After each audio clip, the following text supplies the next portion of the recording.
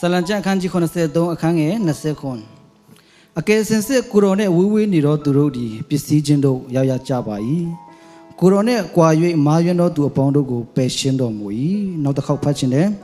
အကယ်စင်စစ်ကိုရောနဲ့ဝေးဝေးနေတော့သူတို့ဒီပစ္စည်းချင်းတို့ရောက်ရကြပါ၏ကိုရောနဲ့ကွာ၍မာယွန်းတော်သူအပေါင်းတို့ကိုပယ်ရှင်းတော်မူ၏နှုတ်ကပတ်တော်အားဖြင့်ရောက်ခြင်းစီတိုင်းဖျားရှင်စကားပြောပါစေယုံကြည်သူဖျားသားမှန်တယ်ဆိုရင်ကျွန်တော်ဖျားနဲ့ဝေးလို့မရဘူး။တင်ဖျားနဲ့ဝေးတယ်ဆိုရင်တော့တင်းရဲ့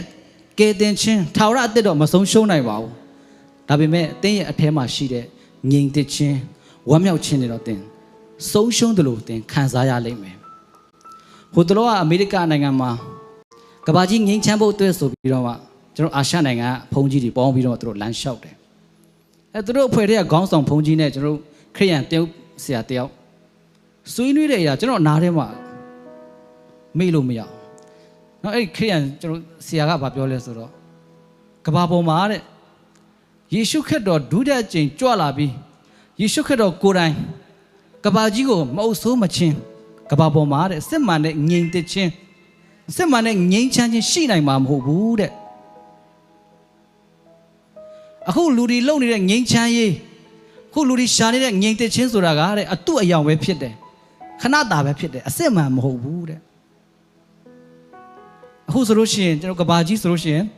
နောက်ဆုံးတော့ကာလဘက်ကိုဥတည်နေပြီဒါတော့ကျွန်တော်ယုံကြည်သူတွေအားလုံးနားလည်ထားတဲ့ကြောင့်ကိစ္စမရှိတော့ဘူးဒါပေမဲ့သခင်ယေရှုကဒီစစ်မှန်တဲ့ငြိမ်သက်ခြင်းဒီစစ်မှန်တဲ့ငြိမ်းချမ်းခြင်းကိုယေရှုကဘယ်သူတွေရှိမှထားခဲ့လဲဆိုတော့ယုံကြည်သူတွေရှိမှထားခဲ့တာဖြစ်တယ်လောကီသားတွေရှိမှထားခဲ့တာမဟုတ်ခရစ်ယာန်ယုံကြည်သူတွေရှိမှထားခဲ့တဲ့ဖခင်ဖြစ်တယ်အာမင်အဲကြောင့်ရှင်ယောဟန်အခန်းကြီး14အခန်းငယ်20ခွန်မှာနှုတ်ကပတ်တော်ဘာပြောထားတော့ငြိမ်သက်ခြင်းကိုတဲ့တင်တို့၌ငါထားခဲ့၏တဲ့ငါ၏ငြိမ်သက်ခြင်းကိုတင်တို့ကငါပေးခဲ့၏တဲ့လောကီသားတို့ပေးတဲ့ကဲတော့မဟုတ်ငါလောကီသားတို့ပေးတဲ့ကဲတော့ငါပေးသည်မဟုတ်တဲ့တင်တို့စိတ်နှလုံးပူပန်ခြင်းဆိုရင်တုန်လှုပ်ခြင်းမရှိစေနဲ့တဲ့ဟာလေလုယာသခင်ယေရှုခရစ်တော်ကကျွန်တော်တို့ကိုစစ်မှန်တဲ့ငြိမ်သက်ခြင်းစစ်မှန်တဲ့ငြိမ်းချမ်းခြင်းကိုကျွန်တော်တို့ရှိမှထားခဲ့ပြီးသားဖြစ်တယ်ဒါပေမဲ့ကျွန်တော်တို့အနေနဲ့ဖခင်နဲ့ဝေးတယ်ဆိုလို့ရှင်တော့ကျွန်တော်အထဲမှာရှိတဲ့စစ်မှန်တဲ့ငြိမ်သက်ခြင်းဝမ်းမြောက်ခြင်းတွေပျောက်တယ်လို့သင်ခံစားမှာဖြစ်တယ်တို့တော့သင်ဖခင်နဲ့အနီးဆုံးပါဖခင်ရဲ့မျက်မှောက်တော်ထဲမှာသင်ရှိနေတယ်ဆိုလို့ရှင်အဲ့ဒီအရာသားတွေကိုသင်ခံစားမှာဖြစ်တယ်ကျွန်တော်မေးခွန်းတစ်ခုမယုံပဲစိတ်ထဲမှာပဲဖြေပေးကြပါလောကမှာကိုယ့်ရဲ့အနီးဆုံးမှာအမြဲတမ်းဘယ်သူရှိနိုင်မယ်လို့ထင်ကြလဲကိုမိန်းမလားကိုယောက်ျားလားကိုရဲ့သားသမီးတွေလားကိုရဲ့မိဘတွေလားဒါမှမဟုတ်ရင်ကိုရဲ့မိတ်ဆွေသူငယ်ချင်းတွေလားကိုနဲ့အနီးဆုံးမှာအမြဲတမ်းဘယ်သူရှိနိုင်မယ်လို့ထင်ကြတော့အဖြေမှန်ကဘယ်သူမှကိုရဲ့အနားမှာမရှိနိုင်ဘူးဘယ်လောက်ပဲချစ်တယ်ပြောကိုရဲ့အနားမှာမရှိနိုင်ဘူးအကြောင်းကတော့ကိုကလည်းသူများကိုမခံနိုင်သူများလည်းကိုကိုဘာတော့မခံနိုင်ကိုကလည်းသူများကိုမခံနိုင်သူများလည်းကိုကိုမခံနိုင်ဒီစကလုံးကချင်းလို့ပြောရင်ပိုပြီးတော့မှ၄နှစ်တယ်အင်းဆုံးမီးထွက်လာမင်းဆုံးအယုံထွက်လာနော်ကိုကလည်းသူများကိုမခံနိုင်ဘူးသူများလည်းကိုကိုမခံနိုင်တော့ကိုရဲ့အနားမှာဘယ်သူမှအမြဲတမ်းမရှိပေးနိုင်ဘူးဒါပေမဲ့ကျွန်တော်တို့ရဲ့အနားမှာအမြဲတမ်းရှိပေးနိုင်တဲ့သူတယောက်ရှိတယ်သူကကျွန်တော်တို့ကိုမငြင်းငွေဘူးအာမင်သူရဲ့နာမကအေမာနွေလာယေရှုဖျားပဲဖြစ်တယ်အာမင်အေမာနွေလာအနစ်ကငါတို့နဲ့အတူရှိတော့ဖျားလို့ဆိုလိုတည်းတဲ့အာမင်ဒါဆိုဖျားကကျွန်တော်တို့နဲ့သူဘာလို့ရှိနေရတာလဲရှိချင်ရတာလဲနံပါတ်1ဖျားကကျွန်တော်တို့ကိုချစ်လို့ဖြစ်တယ်ကျမ်းစာထဲမှာဘယ်လိုပြောထားတော့ဖခင်ကအပြစ်ကိုတော့မုန်းတယ်တဲ့ဒါပေမဲ့အပြစ်သားတွေကိုချစ်တဲ့ဖခင်ဖြစ်တယ်တဲ့အာမင်အဲ့ဒါကြောင့်ဘယ်ချိန်မှပြန်လာမလဲဘယ်ချိန်မှနောင်နာတရားနဲ့ပြန်လာမလဲဆိုပြီးတော့မှစောင့်နေတဲ့ဖခင်ဖြစ်တယ်ခုကျွန်တော်လောကမှာမတရားတဲ့သူတွေဆိုးတဲ့သူတွေရုပ်တဲ့သူတွေဆိုရင်လောကမှာအသက်ရှိနေရတယ်နော်သူတို့ကိုဘလို့ပဲကျိန်ဆဲသူတို့ကဖြုံတောင်မဖြုံဘူးဘာလို့လဲဖျားသခင်သူတို့ကိုအခွင့်ပေးထားလို့ဖြစ်တယ်စာလန်ဆရာတော်မ ngà chi cho lu ní bí đấy bao lâu rồi mà tia đó tụi điêu mà chơi qua này chán ta này đấy chán mà này đấy ắt xì này đấy bao lâu phải thấy tụi nó gọi lu ắt xì trên bê tha rồi phải thấy à khuôn bê tha lu biết đấy bao lâu khuôn bê tha lệ bây giờ mình nào na tia này pian lệ làm lệ số vì nó phải cái sau này lu tụi nó gọi ắt xì trên khuôn bê tha là biết đấy à cái bê tha là mù vu Hallelujah ở trong phía cái chỗ này tụ xí này ở trong những cái chỗ lò kỳ đá rồi chỗ lù đá rồi cũng chỉ để tôi cháu chỗ này tụ xí này là biết đấy bây giờ đối với tất cả cái phía cái bao chỗ này tụ xí này là lù đi số cái biết số nó tụ rồi mồ anh ấy nó tụ rồi biết đấy mà biết số mua số bên nhà mà chỗ đi cả đuôi rồi sinh số đấy đó ta thuê đấy mà na lù đấy tụi mình mà con trong biểu đấy cú thế tối tôi yên mà nào luôn đấy cú thế nhá này tôi yên à thèn thế gì này đã đi mà biết sống chi lết khăn nào rồi biết đấy ấy nó cho nó lính này trong tết đông ạ đông này giàu này biết cho nó đâu Brahman tết đấy trong ta tiêu cả tôi sưu đông lệ ya a chi ra chẳng sao phải lệ ya a chi đó cho tụi người chiến tiêu tôi tết lệ sưu mà đông chẳng sao lệ mà phát đó ấy đi Brahman trong ta cả tôiပြောrồi mấy à đông này tàu xí này bị chẳng sao lại tinh mà phát, số lại tinh mà đau luôn, tao bị thâu bia rồi, tụi nghe chuyện là yang sinh số đó rồi, heo, ngã của mẹ, tối nay bị mà ngã sẽ gã là biểu, tối nay bị mà ngã này là suy nuôi, tối nay mà bị mà chuyện bây giờ bị gì đấy, ta khai rằng qua lâu này này khám mà lâu này này tụi mấy giờ rồi tua biểu rồi, bà biểu rồi, biết được nào biết đó, đó là mà bị sống chi ấy, lấy khả nào để biết đấy. ở trong phía cái chỗ này tụi xin này đấy, trong những đủ địa chất cả, anh này đấy, cho nó rồi, khé đâu khác biết là chỗ này khám mà, cho nó có cù nhì bộ, ma sa bộ, làm mà này khám mà làm mà có tệ bê bộ, lẽ ra này chơi mà cho nó có thu ma bê bộ, anh này chơi mà cho nó có khoa pin nét tinh bộอย่างđấy, em mà nói là Giêsu phía cái chỗ này tụi xin này là biết đấy, amen, ở trong tiền hà tiêu thêm mà hữu anh ấy xem lô bu, thế anh đi xong mà, cô đó xin này đấy, Hallelujah, cô ấy anh đi xong mà, cô đó xin này mà đó cho nó bà cháu xem lô đi đấy, lẽ cha xem lẽ cháu xem lô, lẽ cha vô lẽ cho nó cháu xem lô, chỉ mi tu xoay thủ lên mẹ, nó có bắt đầu thêm mà lô, biểu thằng tôi tàn cha khăn gì, nó sẽ lẽ khăn ấy sẽ cháu mà, phiếu mà đó đủ đi đấy, con nó chênh lẽ đó lẽ,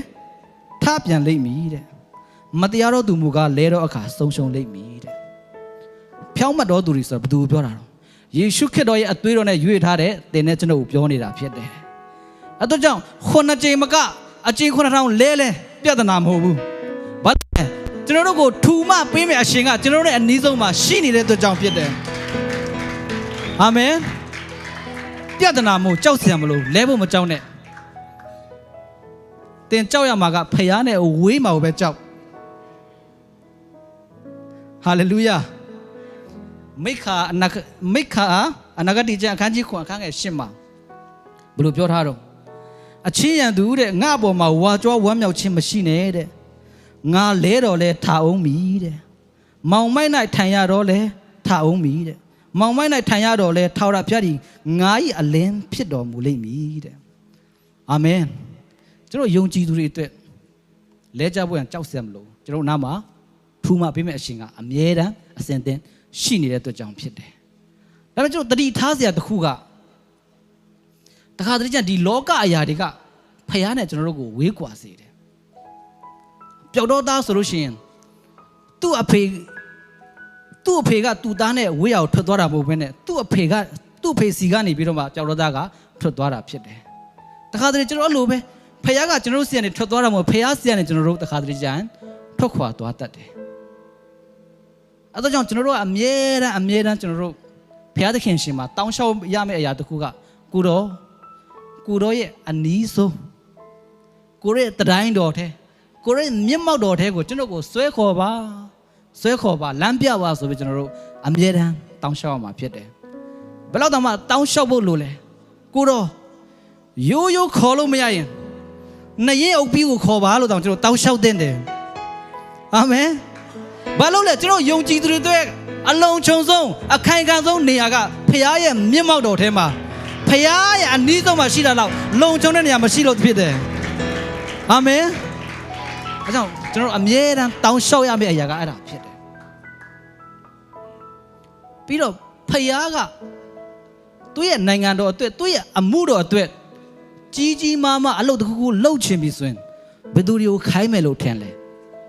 ဟိုအဝေးကလူတကူတကခေါ်ပြီးတော့မှခိုင်းမှာမဟုတ်ဘူးသူနဲ့အနီးဆုံးလူကိုပဲဖျားသခင်ကခိုင်းမှာဖြစ်တယ်ဥပမာတစ်ခုနဲ့ပြောမယ်ဆိုရင်ကျွန်တော်တင်းဦးဆရာကြီးနော်ကျွန်တော်အမှုတော်ဆောင်နေဆိုပူနားလည်မှာပါဆရာကြီးဆိုများတော့အဖြစ်သူ့ဘေးနားမှာရှိတဲ့သူတွေကိုခိုင်းတာပူများတယ်ဟိုတလောကScience School အငယ်တန်းတွေYouTube ကြည့်လို့ရအောင် Wi-Fi ကျိုး join မရမယ်တဲ့အဲ့ဒါဘယ်သူခိုင်းကောင်းမလဲဆိုမှဘေးကိုကြည့်တာဘေးကိုကြည့်တော့သူ့ဘေးမှာဆမကြီးဆိုနေကျွန်တော်ပဲရှိတယ်အေးအဲ့မင်းတို့ညတာဝန်ယူလိုက်တယ်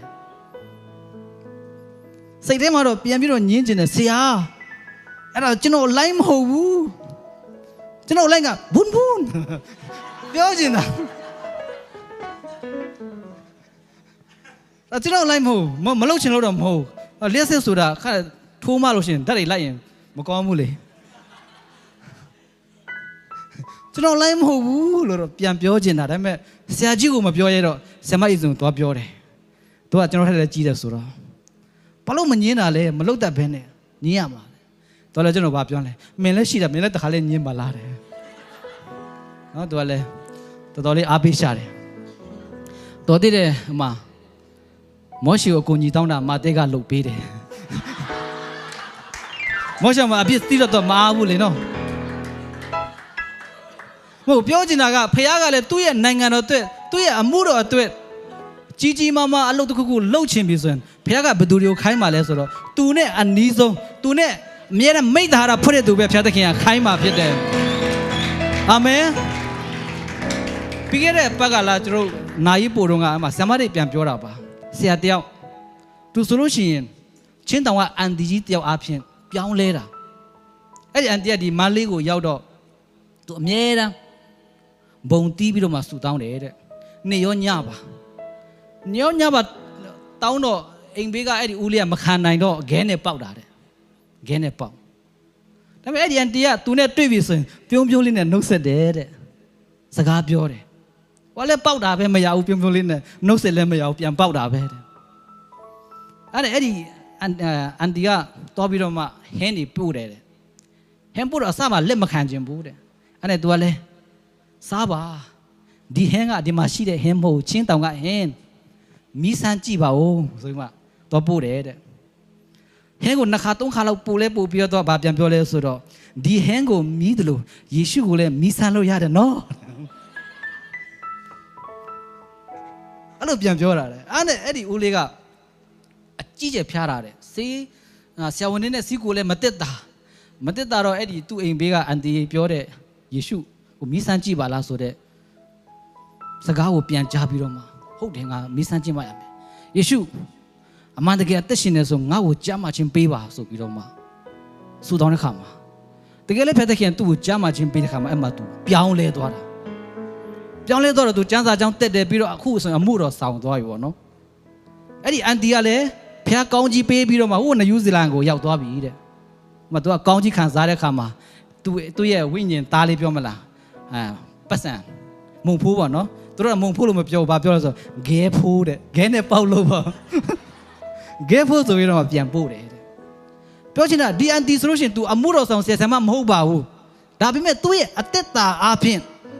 လူတယောက်ပြောင်းလဲတယ်ဆိုတာဖះနိုင်ငံတော်အတွက်ကြီးမားတဲ့အမှုမဟုတ်ဘူးလား။အာမင်။ကျမ်းစာထဲမှာလူတယောက်ရဲ့အသက်လူတယောက်ရဲ့ဝိညာဉ်တစ်ချောင်းဟာစัจ java တစ်ခုလုံးထက်တောင်မှတန်ဖိုးရှိတယ်လို့ပြောတဲ့အတွက်ကြောင့်ဒီအန်တီဟာသူကြီးမားတဲ့အမှုဘုရားသခင်ရဲ့နိုင်ငံတော်ထဲမှာပြုနေပြီဆိုတော့ကျွန်တော်တွေ့ရတာဖြစ်တယ်အာမင်အဲကြောင့်ဘုရားရဲ့အမှုတော်ဘုရားရဲ့နိုင်ငံတော်အတွက်ကြီးမားတဲ့အလုပ်တစ်ခုလုပ်ဖို့ဆိုတာကအမှုတော်ဆောင်နေမှမဟုတ်ပါဘူးကျွန်တော်ဘုရားနဲ့အနီးဆုံးပါဘုရားနဲ့ကျွန်တော်တို့အမြဲတမ်းမိတ္တာဟာဖွင့်နေတယ်ဆိုရင်ဘုရားသခင်ကကျွန်တော်တို့ကိုလုံနိုင်တော့အခွင့်ကိုဘုရားသခင်ကျွန်တော်တို့ပေးမှာဖြစ်တယ်အာမင်အဲကြောင့်ကျွန်တော်နောက်ဆုံးနေတဲ့ကျွန်တော်ကျမ်းပိုက်တစ်ပိုက်ဖတ်ခြင်းတယ်စာလံအခန်းကြီး145အခန်းငယ်18မှာဘယ်လိုပြောထားတော့ ထာဝရဘုရားကိုတဲ့ပရဏာပြုတော်သူသစ္စာနဲ့တကွပရဏာပြုတော်သူတို့၏အနီးအပါး၌ထာဝရဘုရားရှိတော်မူ၏တဲ့အာမင်ကျွန်တော်တို့ဖခင်နဲ့အမြဲတမ်းကျွန်တော်တို့မိတ္တာရဖွင့်နိုင်ဖို့ဖခင်နဲ့အတူရှိနိုင်ဖို့ကျွန်တော်တို့ကျမ်းစာဖတ်ရမယ်ကျွန်တော်တို့ဆုတောင်းအောင်မှာဖြစ်တယ်ဒါဆိုကျွန်တော်တို့ယုံကြည်ခြင်းတွေလည်းကျွန်တော်တို့တဖြည်းဖြည်းနဲ့ကျွန်တော်တို့တက်လာမှာဖြစ်တယ်အာမင်ခုနကျွန်တော်အခြေပြကြမှာဖတ်တဲ့အတိုင်းပဲကိုတော်နဲ့ဝေးဝေးနေတော့သူတွေပစ္စည်းလိမ့်မည်တဲ့ကိုတော်နဲ့ဝေးတယ်ဆိုရင်ပစ္စည်းမှာပဲဒါပေမဲ့ကိုတော်နဲ့နီးဆုံးမှာကျွန်တော်ရှိနေတယ်ဆိုလို့ရှိရင်နံပါတ်1ကျွန်တော်တို့ရဲ့ဘဝလည်းလုံခြုံတယ်နံပါတ်2ဘုရားသခင်ကသူ့ရဲ့ကြီးမားတဲ့အမှုအခွင့်အလမ်းတွေကိုလည်းကျွန်တော်တို့အားဖြင့်လှုပ်ဆောင်သွားမှာဖြစ်တယ်အာမင်အဲကြောင့်ကျွန်တော်ဒီနေ့လူငယ်တွေကိုကျွန်တော်ခွန်အားပေးခြင်းတယ်ကိုတော်နဲ့အနီးဆုံးမှာကျွန်တော်တို့ရှိနေရအောင်တကယ်လို့ကိုတော်နဲ့အဝေးကိုထွက်သွားရင်တောင်မှကိုတော်ကျွန်တော်ကိုဆွဲခေါ်ပါအာမင်ကိုတော်ကျွန်တော်ကိုမြတ်မတော်ထဲမှာပို့ဆောင်ပါဆိုပြီးကျွန်တော်တို့ပြန်ပြီးတော့မှတောင်းလျှောက်တော်လူငယ်များဖြစ်ပါစေဟုတ်ပြီကျွန်တော်အားလုံးမတ်တရပြီးတော့မှတခြင်းတဘောအဖြစ်ကျွန်တော်တို့ဖခင်ကိုတူတူကကိုးကွယ်အောင်ကိုတော်ရှိရင်ဤနဲ့မဆုဘူးအဆုံးမှာဆက်ခိုင်နှုံးအနေနဲ့ပေါ့နော်ဆုံးသက်ဆုတောင်းကောင်းချီးပေးပါ